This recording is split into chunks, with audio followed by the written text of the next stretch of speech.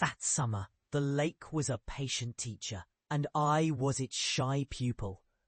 The cottage stood where the land loosened its grip on the water, a small, weathered thing with clapboard and a roof that needed the sun's forgiveness as much as the people under it.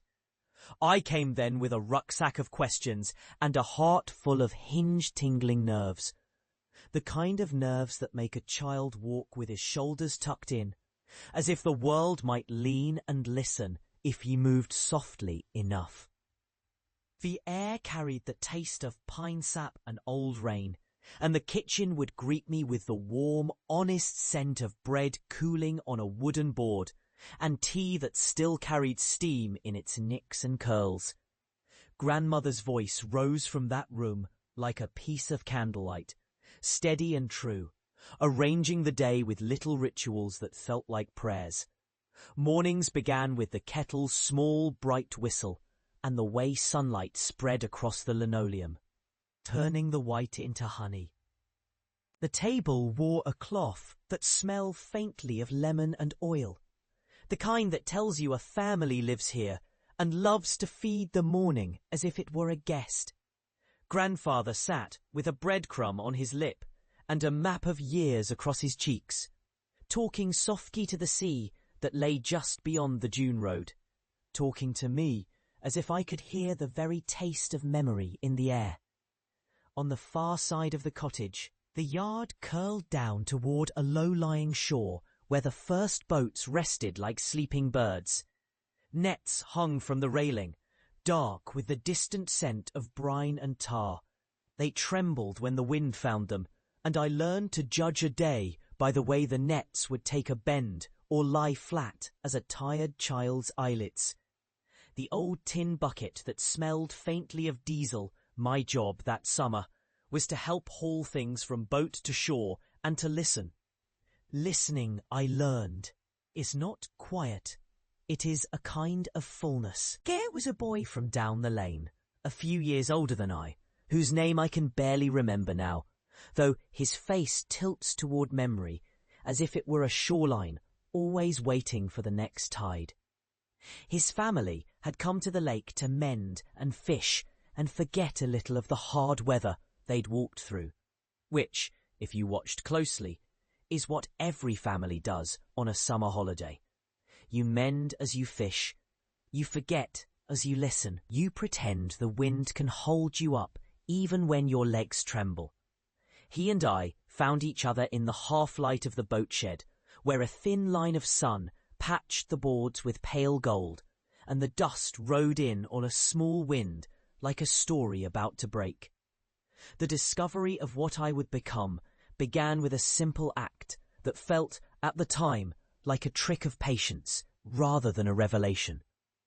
We were supposed to mend a net, a ragged thing that looked more like a sleeping animal than a tool.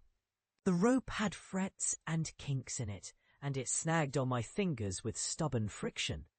Grandfather watched, not with impatience, but with a quiet expectation that I would learn to slow down enough to hear it breathe.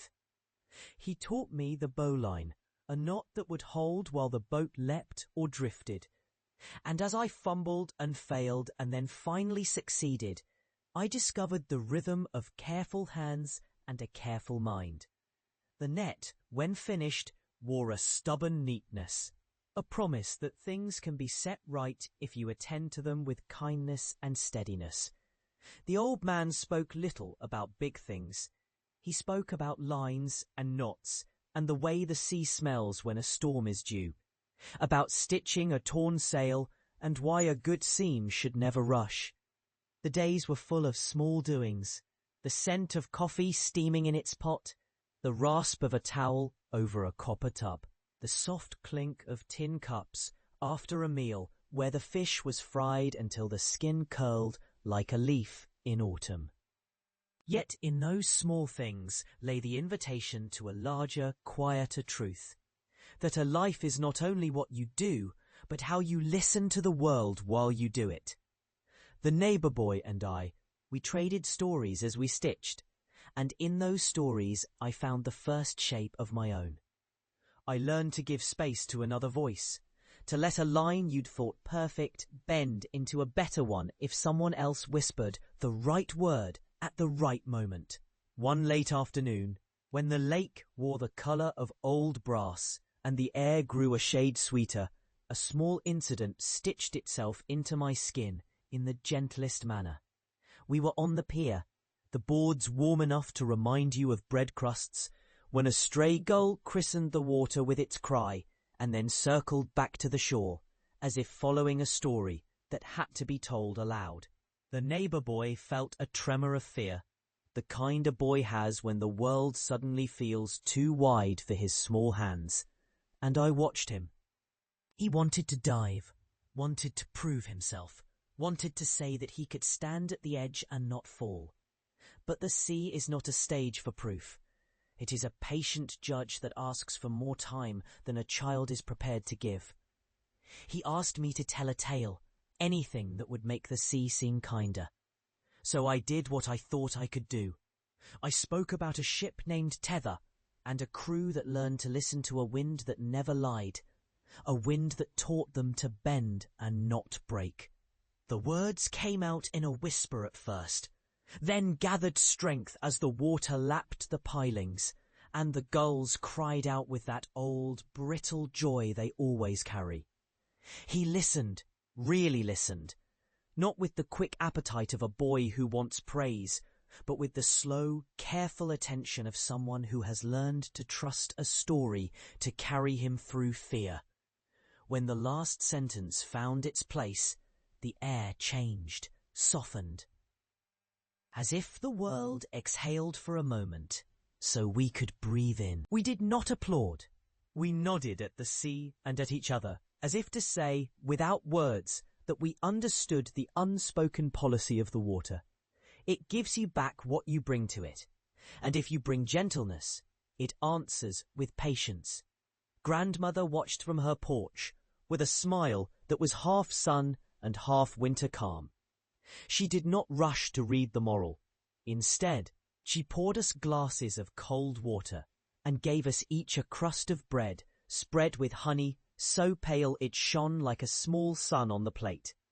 The honey tasted of meadows and bees and the stubborn sweetness of the lake itself, all at once, and in that simple sharing there settled the quiet truth I would carry forward through countless seasons.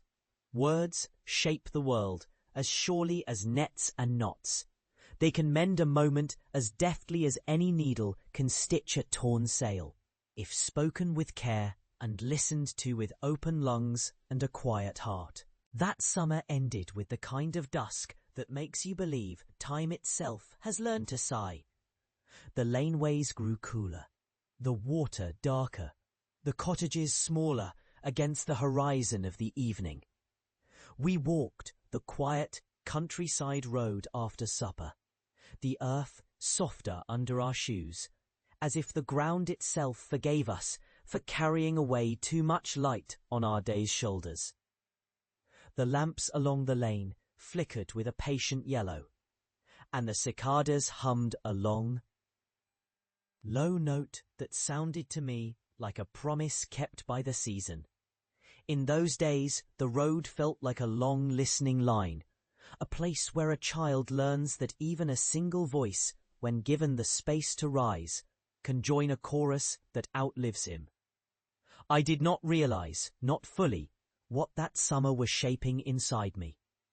A few years later, I would graduate from school with a longing to help others hear what they could not say.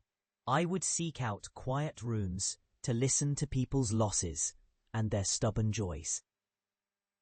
I would learn to tell stories, not to win admiration, but to invite another soul to step closer, to lean in, to feel understood. The memory of that ridge of nets and that patient face of the old fisherman became a blueprint of how I moved through the world. Not to shout over the wind, but to wait for it to turn toward me. Not to pull a life into my own harbour, but to hold out a hand to someone who was still learning how to cast a line. Years have since taught me that the lake can outlive any season, the old cottage outlasts its paint, and the gentle art of listening survives all the storms we weather. When I tell this memory to my grandchildren, I do not retell it as a triumph or an achievement. I tell it as a gift I was given, the kind of gift that asks nothing in return, except that you too keep a door open for another voice to enter. The world, I tell them, is wide and generous if you move through it with two things: a knot in your hand and a willingness to listen to what the sea has to say. Time moves on, of course. The lake emails its weather to the sky.